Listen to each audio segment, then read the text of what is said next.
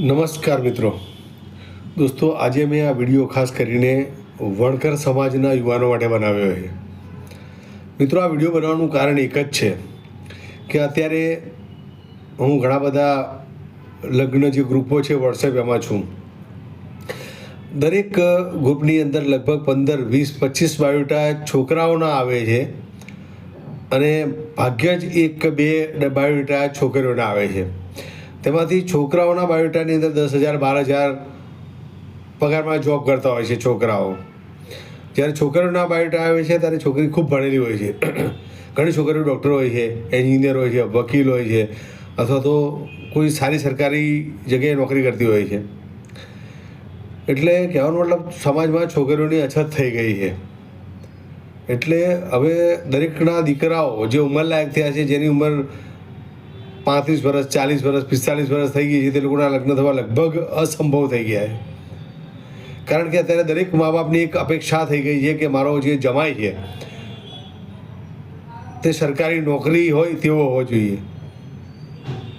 હવે જ્યારે તે જ લોકો જે અપેક્ષા કરતા હોય છે એમાંથી ઘણા બધાના દીકરાઓ 10-12 હજારમાં નોકરી કરતા હોય છે, અથવા તો ઘણા લોકોના દીકરાઓ કંઈ નોકરી ધંધો કરતા નથી હોતા, અથવા તો અમુક લોકોના દીકરાઓ ભણીને સરકારી નોકરીની તૈયારી કરતા હોય છે. તેવા લોકોની જે પ્રથમ પસંદગી છે તે સરકારી નોકરી કરતા જમાઈ હોય છે. એટલે પહેલાં તો હવે સમય બદલાઈ ગયો છે. હવે તમારે જે છોકરીઓ ભણે ગણે છે સમાજની, તેને બરાબરી કરવી પડશે, એટલે સારું ભણવું પડશે. બીજું મિત્રો, દરેક સમાજના યુવાનો જે લાયક હોય એની વાત છે, તે લોકો રાજકારણમાં રસ લેતા હોય છે. તો હું દરેક મારા વણકર સમાજના યુવાનોને પ્રેરિત કરું છું કે તમે પણ જો લાયક હોય, હોશિયાર હોય તો થોડો રાજકારણમાં પણ રસ લો. અને બીજું, એ રસ લેવાનું કારણ કે તમારી કારકિર્દી બનાવવા માટે નથી, પણ સમાજ માટે કંઈક કરવાની ભાવના છે એવું રાખીને કરવું પડશે. કારણ કે ઘણા બધા સમાજના યુવાનો હું જોઉં છું જે લોકો રાજકારણમાં રસ લે છે અને કંઈક સમાજ માટે કરવાની ભાવના રાખે છે, પરંતુ આપણા વણકર સમાજના ખાસ છોકરાઓ હોતા નથી. તો છોકરાઓ હવે લાયક બનવાનો સમય આવ્યો છે. દોસ્તો, તમે ભણી ઘણી હોશિયાર હોય, નોકરીની મહેનત કરીને પરીક્ષાની તૈયારી કરતા હોય, સરકારીને તો યોગ્ય છે, બરાબર છે, પરંતુ જો તમે વધારે થોડા હોશિયાર હોય અને તમે બીજું કંઈક બી સાઈડમાં કરી શકતા હોય તો તમે આ રાજકારણમાં પ્રવેશો અને સમાજ માટે કંઈક કરો. સાથે સાથે સમાજ માટે કંઈક કરશો તો તમારું ભવિષ્ય, સાથે સાથે સમાજનું ભવિષ્ય પણ ઉજળું થશે. આપણા વણકર સમાજના યુવાનો લગભગ નથી રાજકારણની અંદર, અને એ દુઃખની વાત છે. આપણા સમાજમાં ઘણા ભણેલા હોશિયાર છોકરાઓ છે જે કંઈક કરી શકે છે એક્સ્ટ્રા, પણ એની વાત છે. તો દરેક લોકો રાજકારણમાં રસ લો, દરેક પાર્ટીમાં રસ લો, પોતાના સમાજમાં રસ લો, પોતાના સમાજ માટે કંઈક કરો. હું એટલા માટે મેં આ ખાસ વિડીયો બનાવ્યો છે, લોકોને જાગૃત કરવા માટે. ખાલી ભણી ગણીને નોકરીની આશા ના રાખો. લાયક હોય તો રાજકારણમાં પણ પડો. બીજું, અત્યારે આપણા દલિત લોકોની પરિસ્થિતિ બહુ ખરાબ છે, તમે જાણો છો. લગભગ મારા ખ્યાલ પ્રમાણે જે રાજસ્થાનથી કે ઉત્તર પ્રદેશથી, બિહારથી જે મજૂરો અહીં આવે છે, તે લોકો, હું જે ઇન્ડસ્ટ્રીમાં છું ત્યાં ઘણા લોકો નાનું કામ કરતા હોય છે, ઝાડુ પોતું, કચરો, હાથે. હવે તે લોકો પણ જે અહીંના જે પોસ્ટ વિસ્તાર ગણાય છે ત્યાં આગળ એ તરફ વળ્યા છે. એ લોકો શું કરે છે, ઘણા લોકોએ પણ આપણી જે જગ્યા છે નોકરીની, તે લોકો બ્લોક કરી નાખી છે. અને સામેનો જે વ્યક્તિ છે, જે શેઠ, જે પોતાની જાતે સમજે છે, જે લોકોને નોકરી પર રાખે છે, તે સમજે છે કે આપણે આવા બહારવી લોકોને જો નોકરી પર રાખીશું તો એક તો ઘરગાડીનું કામ કરશે, બીજું પોતાનો ડ્રાઈવર બની જશે, અને બીજું કે ઓફિસે આવશે તો પટાવાળાનું કામ પણ કરશે. તો હવે બહારના જે અમુક રાજ્યના લોકો છે તે લોકો હવે બંગલાઓમાં કામ કરતા થયા છે ઘરગાડી તરીકે. સાથે સાથે તે લોકો ડ્રાઈવર પણ બન્યા છે, જે વાહન ચલાવે છે, અને ત્યાં ઓફિસે જઈને પણ પટાવાળાનું કામ કરે છે. એટલે આપણા લોકો માટે જે અવકાશ હતો નોકરી ધંધાનો, તે પણ લગભગ બંધ થઈ ગયેલો છે. એટલે અમુક આપણા જાગૃત યુવાનો હોશિયાર હોય ત્યાં અમુક સરકારી એ લોકોએ યોજનાઓનો લાભ લઈને કોઈ નોકરી ધંધો રોજગાર શરૂ કરવો જોઈએ કોઈ જગ્યાએ. અને કોઈ બી તકલીફ પડે તો સમાજની મદદ લેવી જોઈએ.